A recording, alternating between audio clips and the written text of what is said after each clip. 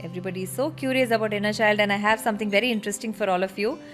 These are a set of questions written by Maya to explore the inner child.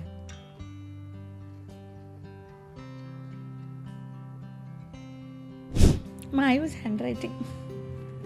What are some things you enjoyed doing as a child, Swati?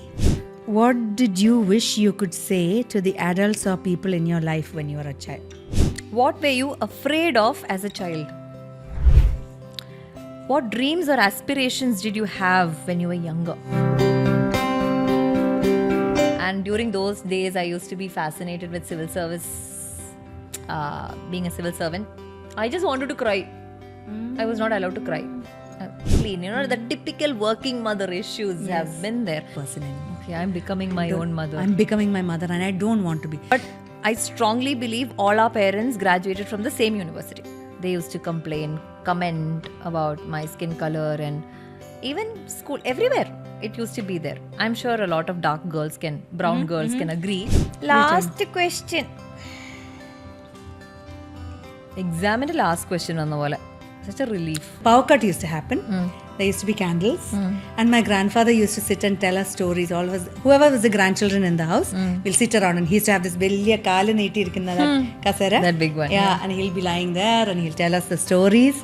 I think all of the viewers will have these questions. How do you nurture and nourish that inner child on a daily basis? What can you do?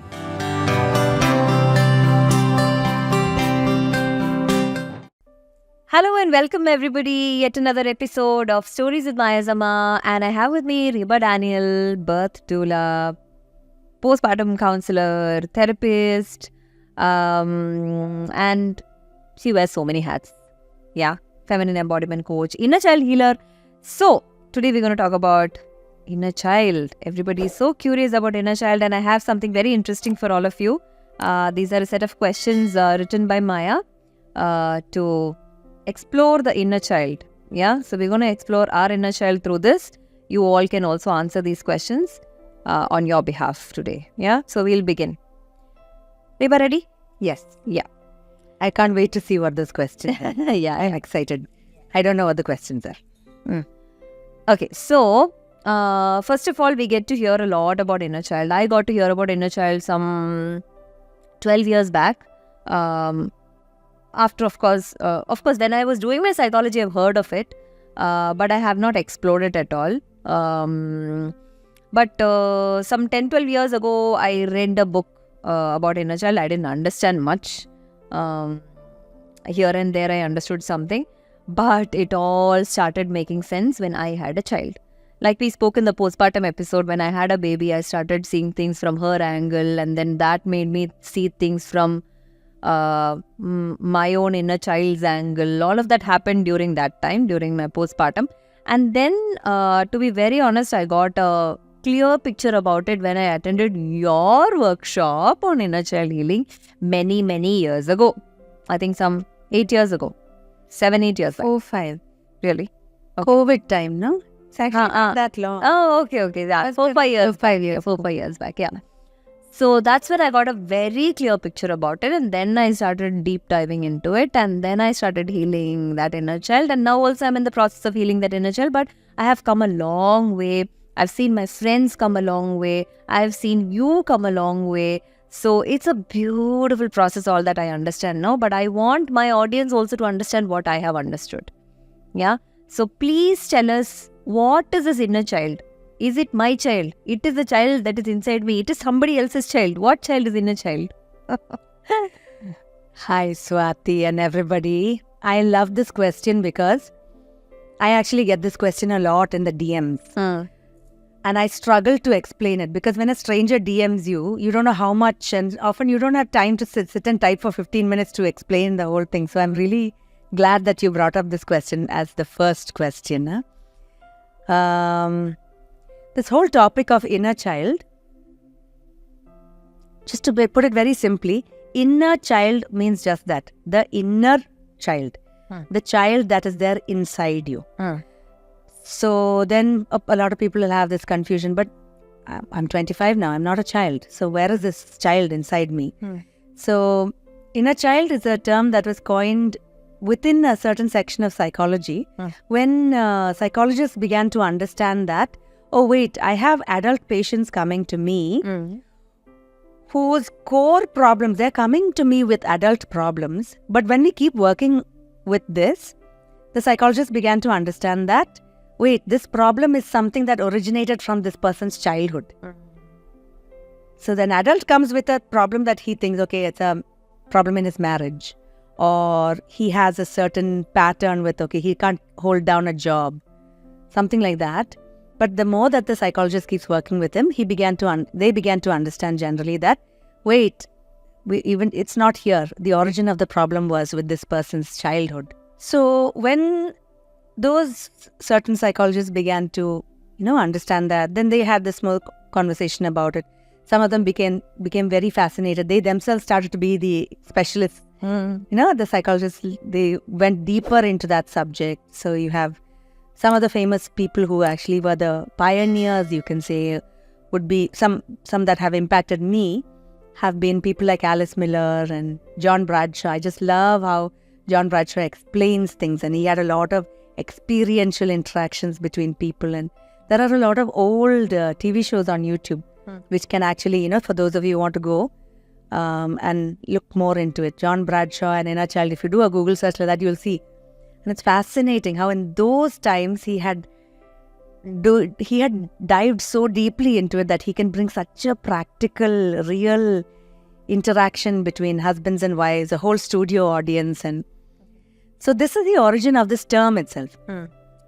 So to explain the other side of it, the fact is that when we're growing as humans, so we start off as kids, then we become teenagers, then we become young adults, then we become proper adults by the time, in mid-30s to 40s is when I think we actually become adults. Yeah, not at 18. No. We're such kids at 18. Huh? Yeah. And now also kids seem to be very savvy, but they're inside, they're still kids, So these are the stages through which the human mind itself, or the inner self, or whatever the psyche, like it's a combination of all of those things. They go through all of these stages of development, right? So when you're 20, that child that you used to be, or the experience, the impact of the experiences that you have had in childhood, how you have created belief systems from the experiences that you've had as a child, maybe even traumas or pains that have imprinted on you due to experiences and events as a child. Okay. All of those things, how we have. So an experience happens, and then we experience the experience. So there is a bridge, there is a process through which I experience an event. Okay. So an event happens, I experience the event, and I take away, or I store away in my memory, or in my body memory, in my mind memory, in my body memory, what I felt about that experience, or how that event made me feel. I store it away inside myself. Right. So the events that have happened, or the belief systems that were given to me, imprinted on me, between the ages of, I would say, 0 to 7 or 8. Okay. These are still imprints within myself. So what I have stored as an experience of my childhood, those experiences are still alive in many layers of me. And in those layers, the child that I used to be is still alive. And to understand it most clearly, even in our adult selves, there is a childlikeness.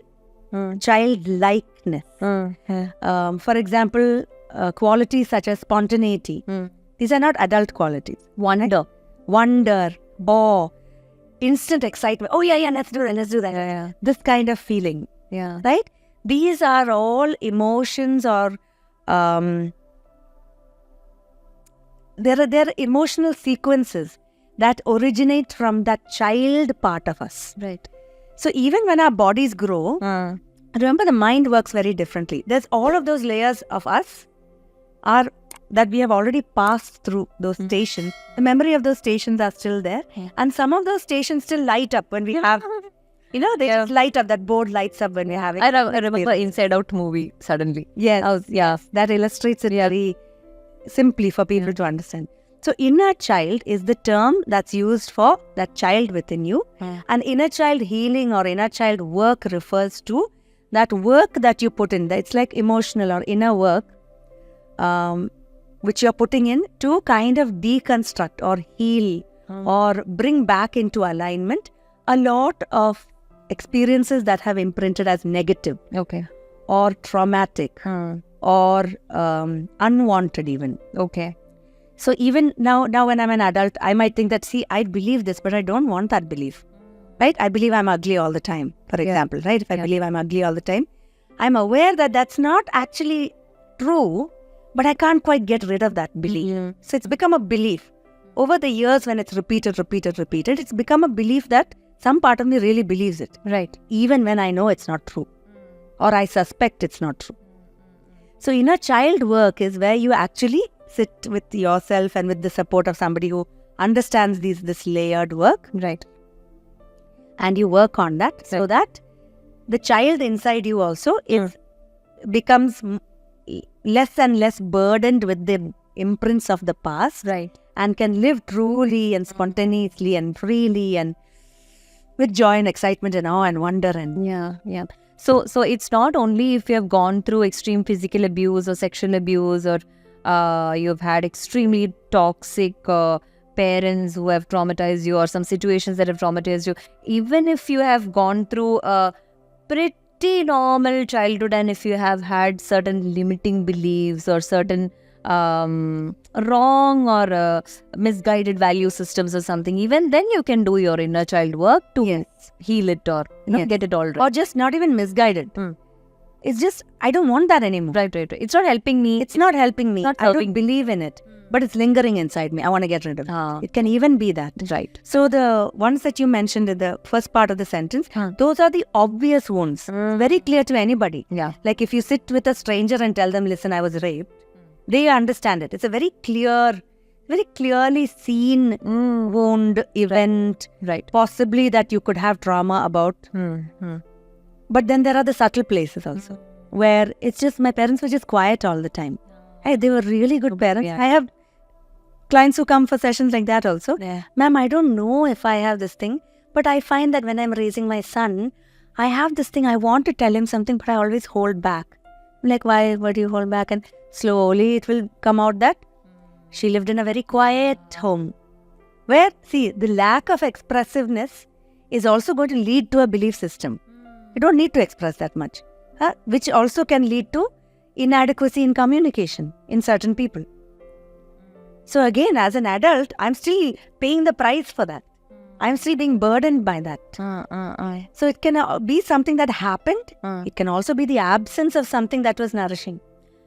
Someone told me, or I heard somewhere, how she had a pet dog and the dog passed away and no one spoke about it, and that made it really difficult for her.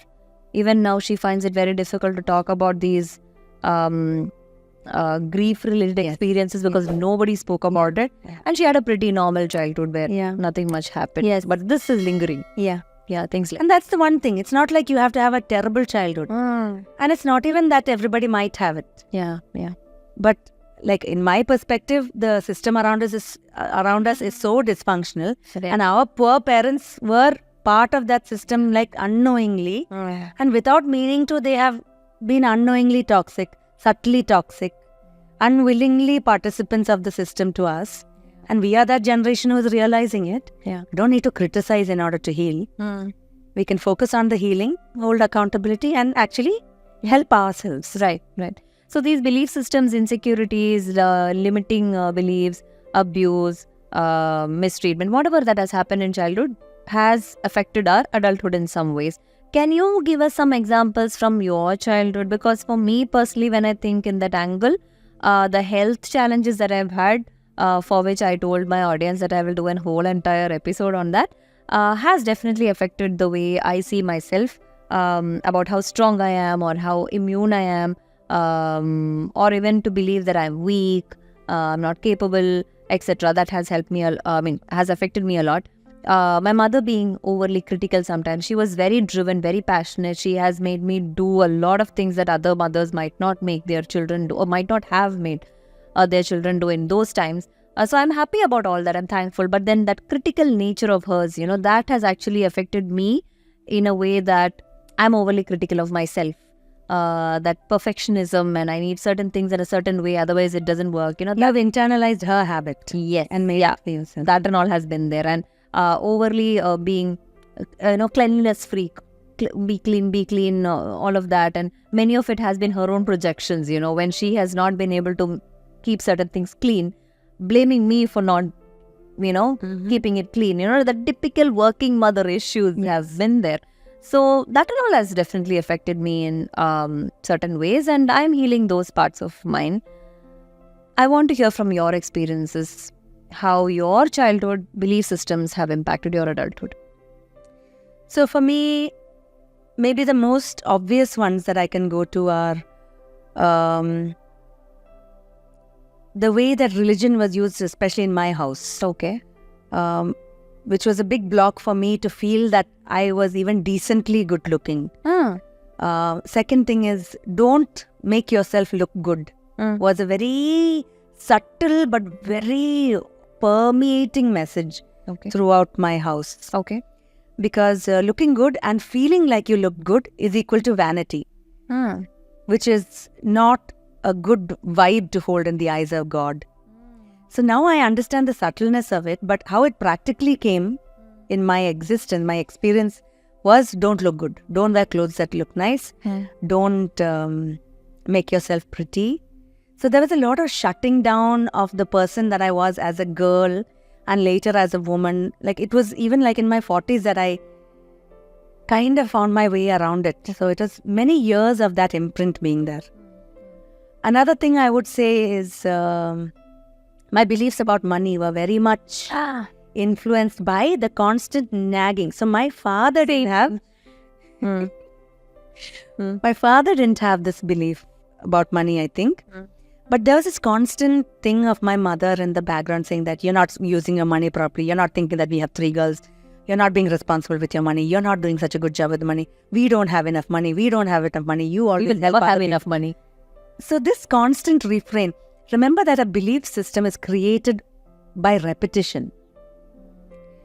So it's not a one-off event that creates a belief system that damages or that becomes a burden for the child inside us, that we bring to the adults who we are.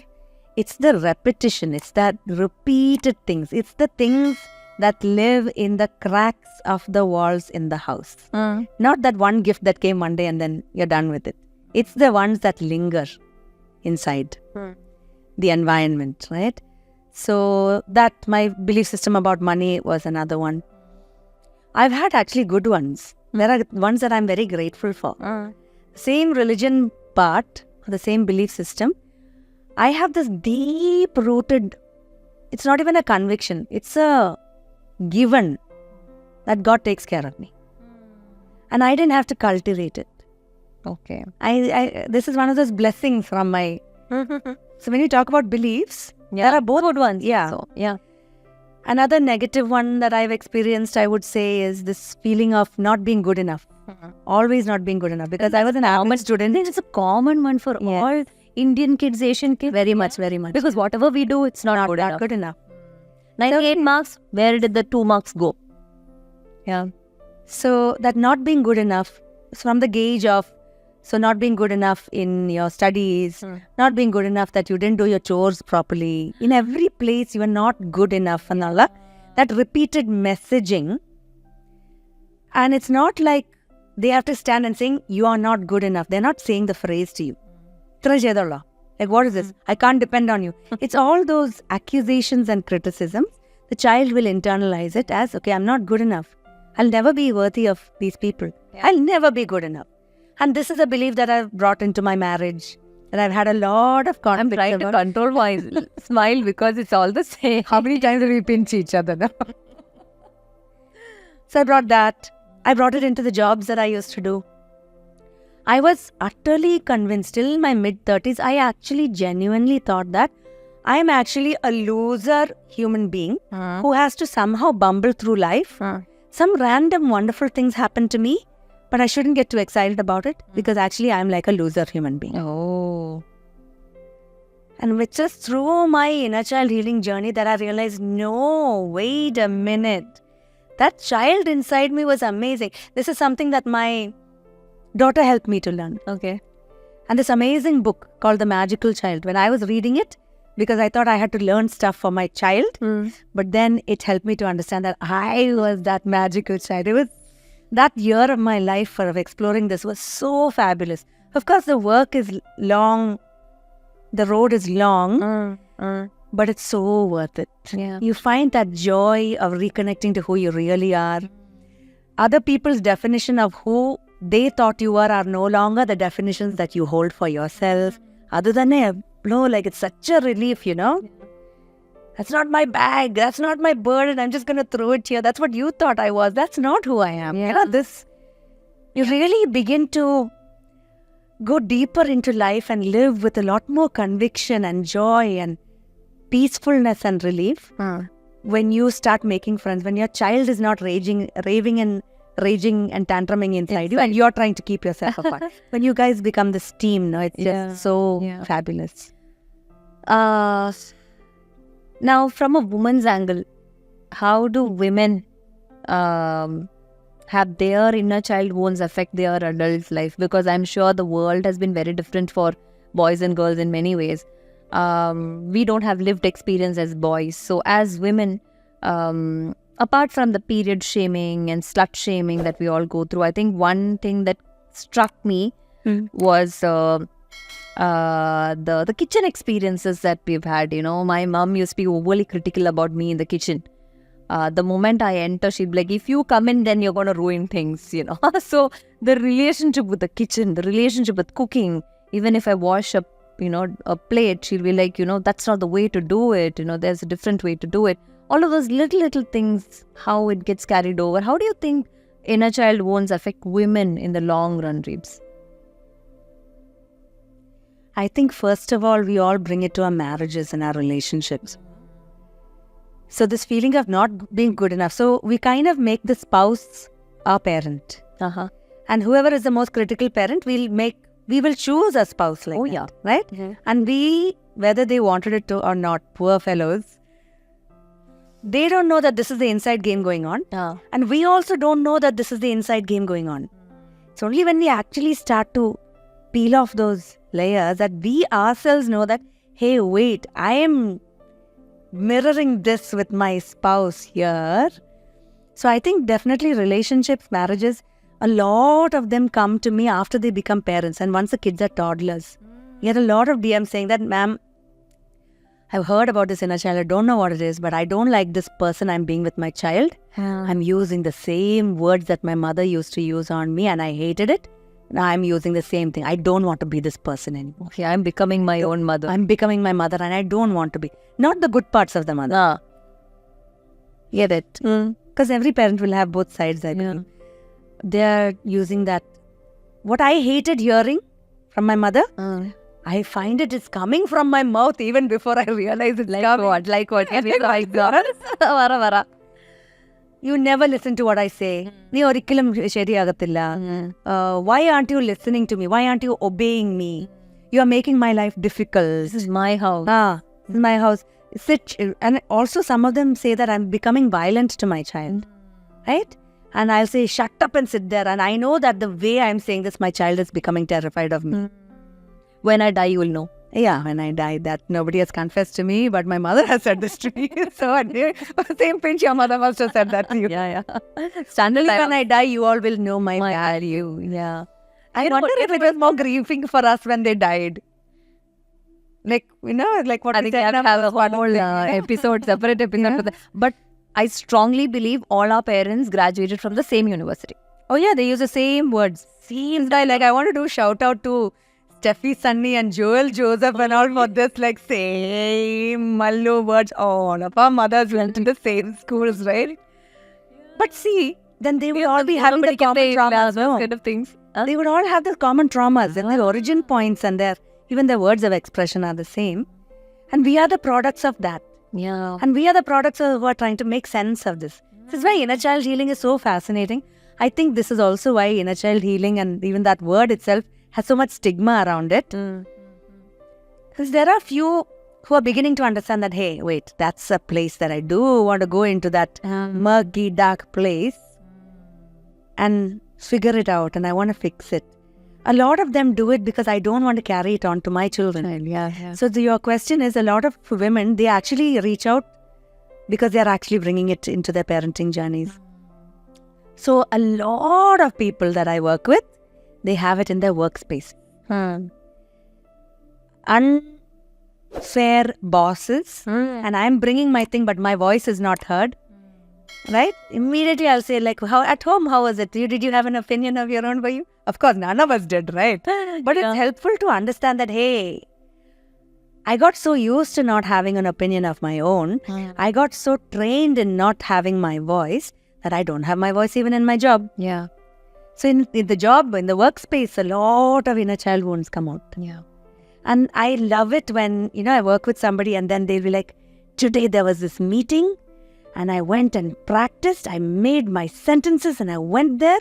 And after the meeting, I went straight to the bathroom and I cried. And I looked in the mirror and I could see that little me. And we both rejoiced together. It is so good to hear when people get over those obstacles that they've had for years. Yeah. Now I have a game. Okay. Maya wrote these questions. The questions I gave her, she wrote it down. So we'll take them one by one. And I'm going to pick. Yeah.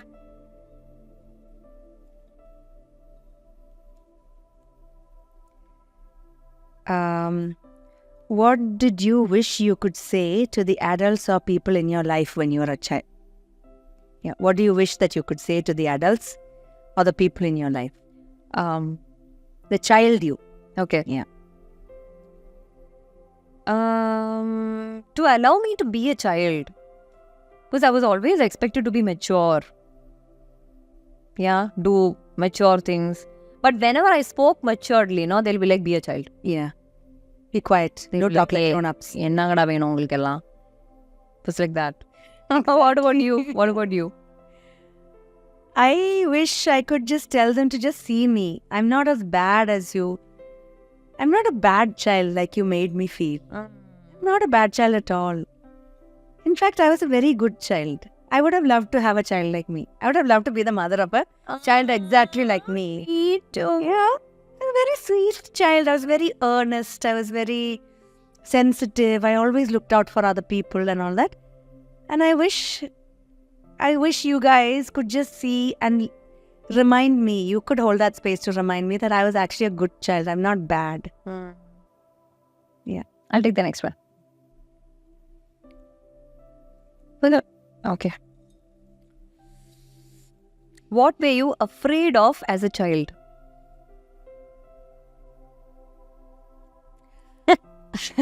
I was always afraid that I would displease God and I might end up in hell. Religious value systems. Yes. And I was afraid of...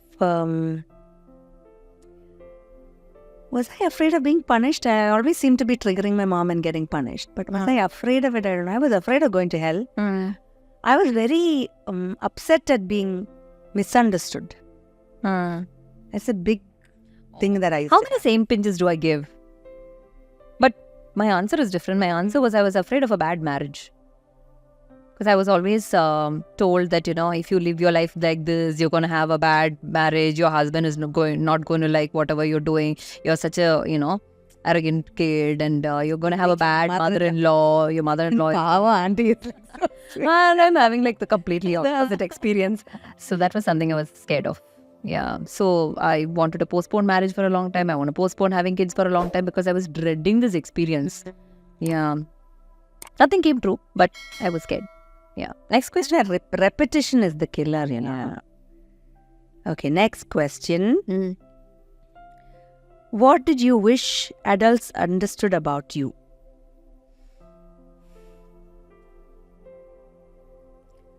that I'm beautiful, because I was okay. My mom used to remind me that I have good curly hair, I have, I look okay, all of that. But this constant skin color discrimination used to happen from relatives, especially relatives who are fairer.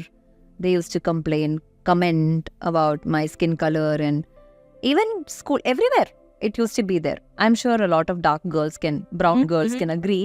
Yeah. Somewhere or the other, subtly it'll come. Yeah. So the fairer girls getting more advantage in some way.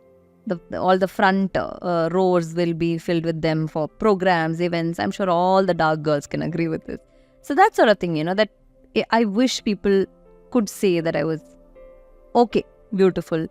I didn't know that looks and all was so important. Yeah, I mean, for a child, it's so important to feel that they are good looking, nice. Yeah. So I think that. Yeah. What did I wish adults understood about me? I think I used to wish that they actually. I wish they knew that I'm actually pretty smart, Creative. I'm very creative. I'm very curious. I'm very good at understanding things and creating solutions. That's a part of me that I had to completely create for myself, that reassurance. And We wish they really said these things. No, I think maybe so smart of you. I think that was one reason why I was very happy to read more about Geminis in sun signs, because that used to tell about me a lot. Right. I'm sure that's not the only me. I have my moon sign and my rising sign, everything. That is what is Swati. But still, I used to feel good reading about my sun sign, because it was almost like somebody telling me that Swati, you're this, you're that. And I used to feel like, yeah, correct. From somewhere. Yeah. Me or you? You. Oh, you did the previous one, no? Okay, I'll do this. What dreams or aspirations did you have when you were younger? I always wanted to be an actress and a performer and or a singer, which is why I just loved it when I joined the band in Trivandrum. Shout out to all my bandmates and all my lovely musician friends, which I just loved it. That was one of my actual childhood dreams come true. And I always wanted to be an actress, public orator. This is always my thing. Okay. For me, being in the public space, I think I always had that in my mind. Some astrologer also used to mention there, this girl will be in the public space, public domain. And during those days, I used to be fascinated with civil service, being a civil servant. So I thought that way I'll become a public person. Yeah, so public, not performance, speaking to a huge group of people, that's pretty much what I do now. Yeah, so I'm happy that I got Your to the childhood space. dream is coming true and Yeah. has come true. Yeah. Next one is mine. What does this question hold?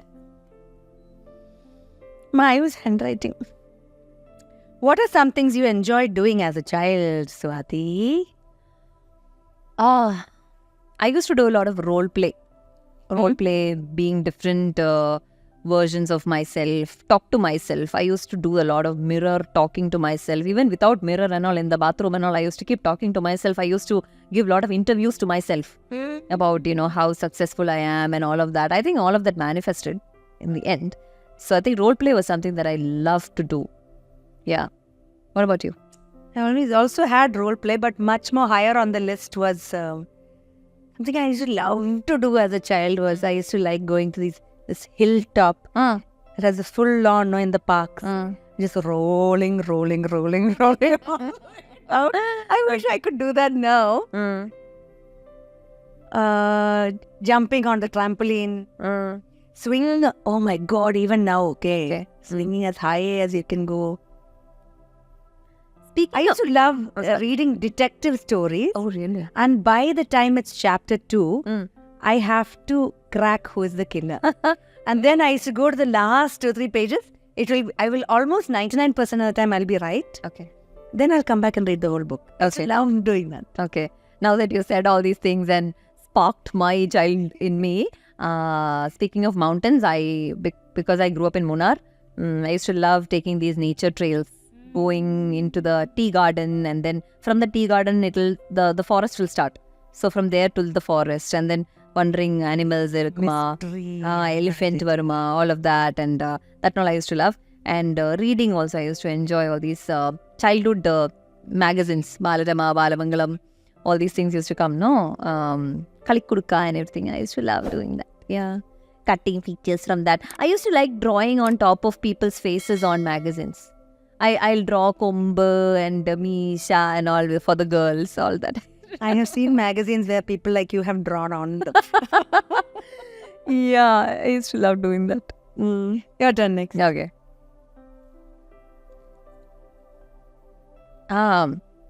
Something related to that. How did you play?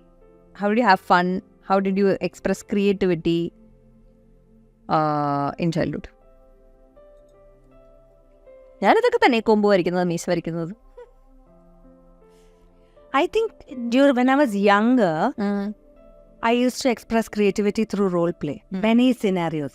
The ship is sinking now, then I'll be the captain one time. Then I'll be, the person who's jumping in the boat but wants to rescue somebody else. So there's a whole lots of narratives and multiple stories.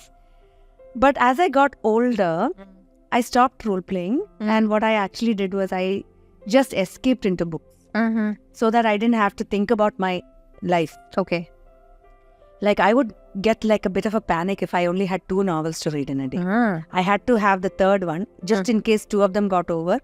After coming from school and after homework, evening and night, if I finished one of them too soon and if there's nothing to do, then I didn't know what. I used to feel a bit of a crisis. Okay. So I think I just escaped. Right. After that, after a certain age, I didn't do things that I enjoyed.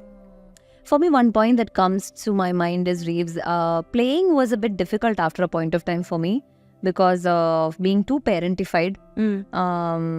Be mature, act mature. You're a girl, you're growing up, you're going to get married and you'll go to a family someday. You have to act mature, do this, do that. When I was your age, I used to do all these things. All these things, no? I think I stopped playing at one point. And even today, it's very difficult for me to play with my child. My husband finds it very comfortable to play with her as long as he wants to play. But for me, I can't play like 20 minutes, half an hour, and I'll be like, we'll do something else. Can we read? Can we have a conversation? Can we go out something together? Yeah, something like that. I'll try to distract her. I think that's a big problem for me now. Yeah. Can't play. And also, around that age of 8, that playtime, again, we go to another stage. By 8, 9 years old, we go to another stage of the development of the mind. So I think depending on the circumstance, many of us will choose different pathways after that. Yeah.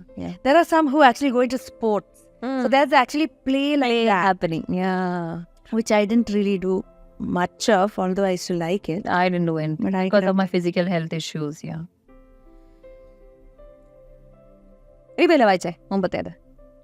അല്ലല്ല, ഞാൻ ചെയ്യാം അടുത്തത്. അത് ഞാൻ വായിച്ചേ ചെയ്ത് എന്തായാലും നമ്മൾ രണ്ടൊരു ആൻസർ. അതെ. Mayukutti has written, how did you feel when you were upset or hurt? What did you need during those times? I just wanted to cry. I was not allowed to cry. Yeah. Stop crying. Immediately stop crying. That's what I had to do. Yeah. Which you actually even do now as an adult, You very rarely let yourself go. I've always noticed that. I used to cry all the time. But if you're having another person's eyes on you, you don't. Yeah. Very difficult. Or even if you do, you just pull yourself together right now and you do that. I noticed, I've seen that. So see, that's an example of how the childhood. Just let yourself cry have a really good solid cry without judging it for 5 minutes. Yeah. That's actually a good capacity to have to regulate your nervous system. Yeah. And not being able to do that is actually something that's bad for your health. Yeah. Right? But then not inability to do that is coming from childhood. So this is also a nice example of that inner child wound coming into your, adult life and how it actually impacts your life, your health, your mental health, all of that stuff. But one more thing is, Reeves, I used to cry for unnecessary reasons at very unassuming places.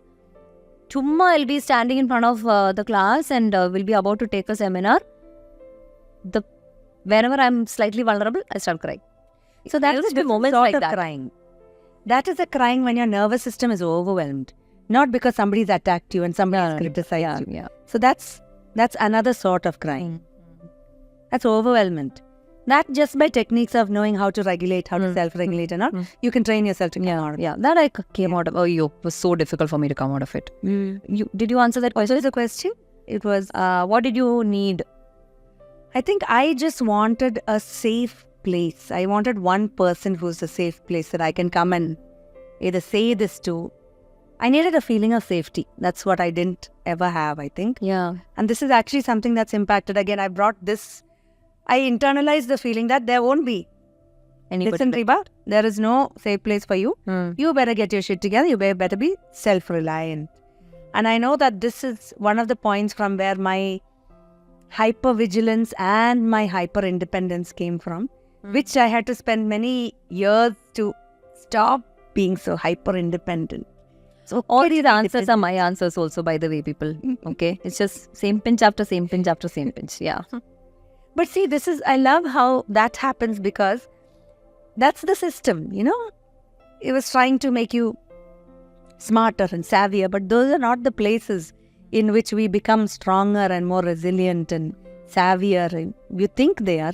Our parents definitely thought that those were the places. Those are not the places that give us inner strength and resilience and trust in ourselves and confidence in ourselves. You don't build confidence by criticizing somebody, right? So that's what the opposite thought. Yeah, they thought that was a good way to do it. Last question. Examine the last question on the wall. Such a relief. This is a good one. What are some of your happiest childhood memories? Power cuts. Back in Kerala, we used to have regular power cuts. No, at one point, half an hour in the beginning, and next week 1 hour. Yeah, so next half an hour. Yeah, during the power cuts, with a couple of candles, the whole family used to sit together and sing. My father used to play the guitar. We'll all sing. Those are happy moments because there was a togetherness. And in Munnar, it used to rain bloody 6 months a year. It used to rain. So constant power cuts because of that also. And cold, no. So, and every house will have a fireplace.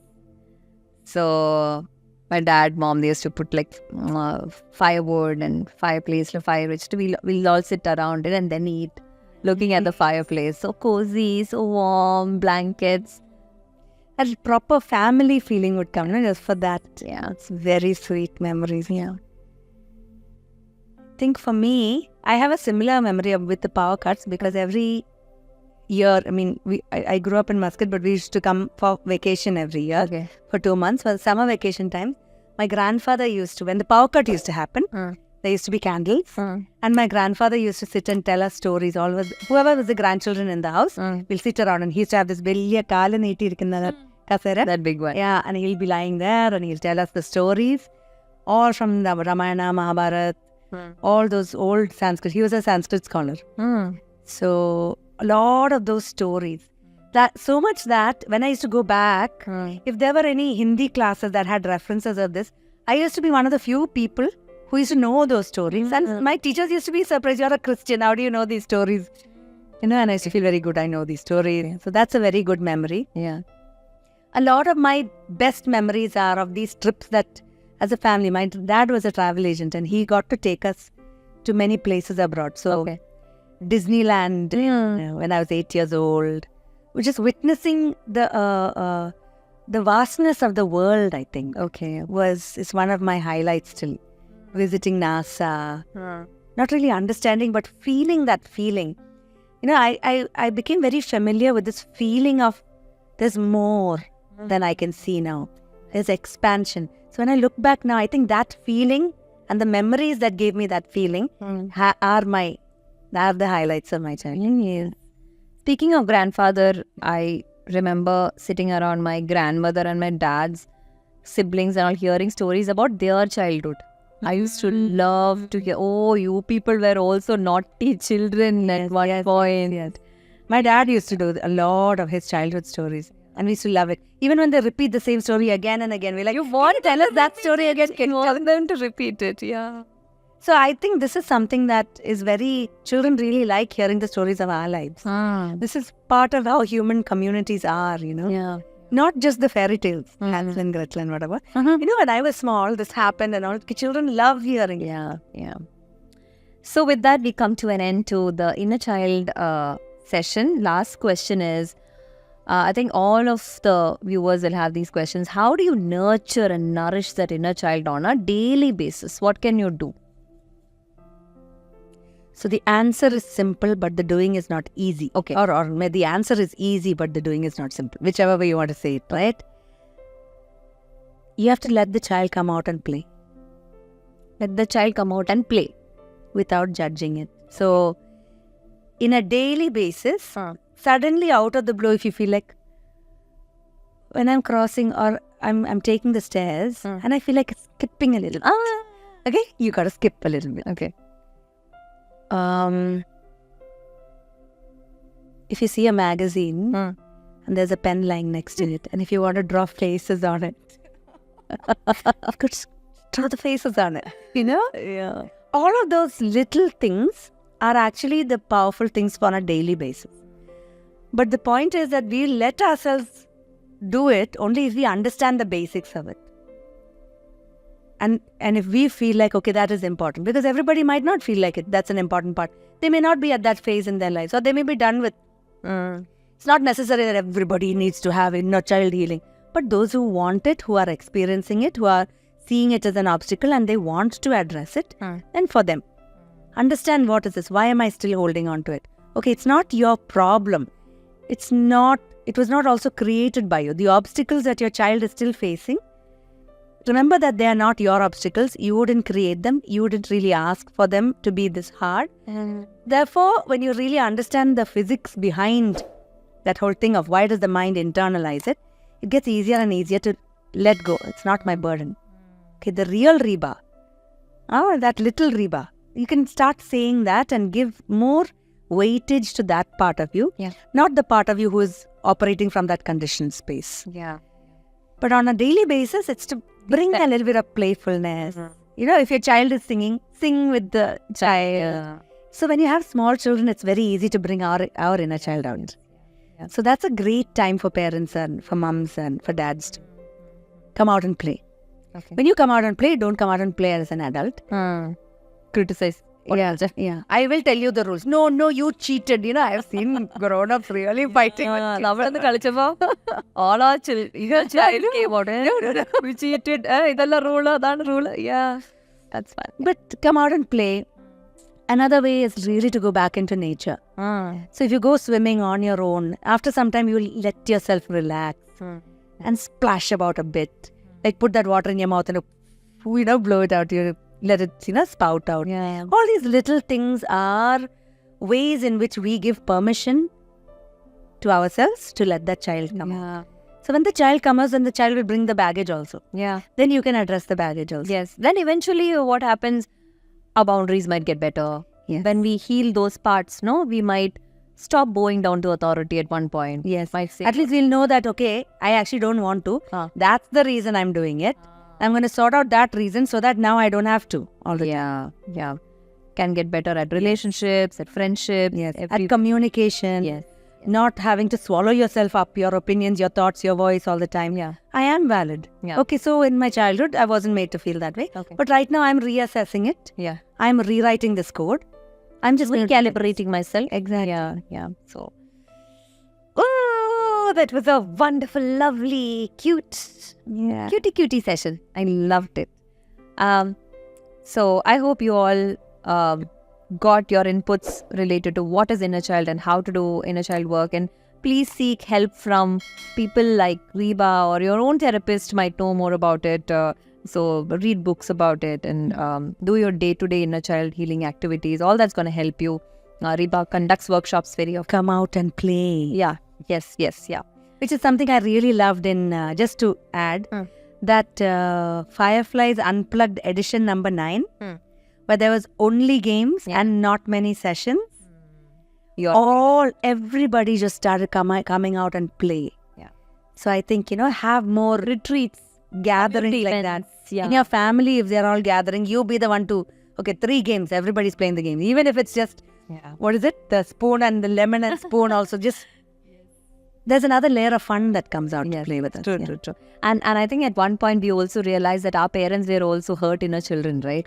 Definitely. That's a whole different layer to unpick. Yeah. Then at one point you realize that your parents were also hurt inner children, right? Your mom didn't get her hair braided, or your mom or dad couldn't play around. They also had siblings to look after, and that also brings a whole different perspective to how we see our parents, or eventually how we forgive them, and so on and so forth. So yes, people, that's it for today. Thank you so much, Reebs, for this beautiful conversation. I'll also remember to skip whenever I can. So Maybe we'll skip out of here together. Yes, we'll do that. Yes, so I'm sending all of you a lot of love, lot of healing, lot of inner child healing vibes to everybody today.